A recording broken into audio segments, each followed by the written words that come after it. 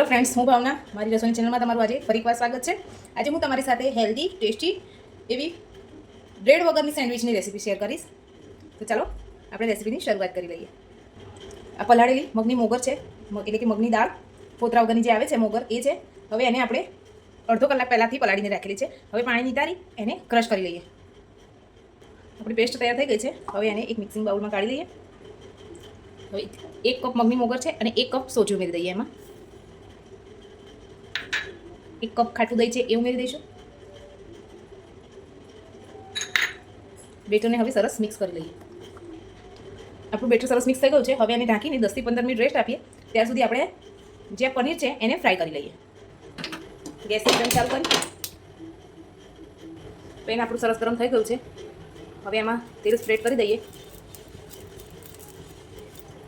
હવે પનીરના પીસને બંને બાજુથી ચાલો ફ્રાય કરી લઈએ। પનીર આપણા જ્યાં સુધી ફ્રાય થાય છે ત્યાં સુધી આપણે અમુક જે શાકભાજી તમને ભાવતી હોય એવી બધી શાકભાજી આમાં એડ કરી શકો છો। મેં અહીંયા ડુંગળી અને કેપ્સિકમ મરચાં લીધેલા છે, તો એ હું થોડા ક્રશ કરી લઈશ। આપણે ડુંગળી અને કેપ્સિકમને ચોપરની મદદથી સરસ ચોપ કરી લીધેલા છે। હવે એમાં આપણે આ શાકભાજી એડ કરી દઈએ। તમે તમારા મનપસંદના કોઈ પણ શાક એડ કરી શકો છો। ઘરમાં તમારા જે અવેલેબલ હોય બધા શાક આમાં એડ કરી શકો છો। હવે આમાં સ્વાદ પ્રમાણે મીઠું એડ કરી દઈએ। એકદમ ઓછા ઇન્ગ્રેડિયન્ટ્સથી બનતી અને ટેસ્ટમાં એકદમ ટેસ્ટી અને હેલ્ધી પણ બનશે। તમે બાળકોના લંચ બોક્સમાં પણ આપી શકો છો। હવે આમાં તીખાશ માટે આપણે ચીલી ફ્લેક્સનો યુઝ કરીશું।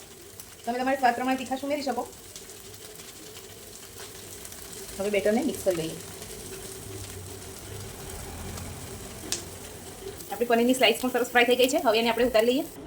આપણે સેન્ડવિચ મેકર મૂકી દીધું છે। હવે આમાં તેલ સેપરેટ કરી લઈએ। બંને બાજુ તેલ લગાવી દઈશું।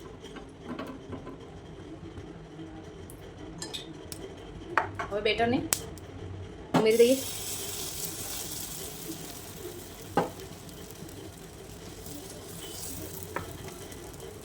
ઉપરથી એક પનીરની સ્લાઇસ મૂકી દઈશું। હવે આને કવર કરી લઈએ। ગેસની ફ્લેમ એકદમ લો રાખી અને બંને બાજુથી ગોલ્ડન બ્રાઉન કલરની થાય ત્યાર સુધી આપણે સેન્ડવિચને શેકી લઈએ। ફ્રેન્ડ્સ, આપણે જોઈ લઈએ આપણું સેન્ડવિચ સરસ ગોલ્ડન બ્રાઉન કલરનું થઈ ગયું છે। હવે એને આપણે એક પ્લેટમાં કાઢી લઈએ। આપણું સેન્ડવિચ બની તૈયાર થઈ ગયું છે। હવે એને આપણે કટ કરી લઈએ।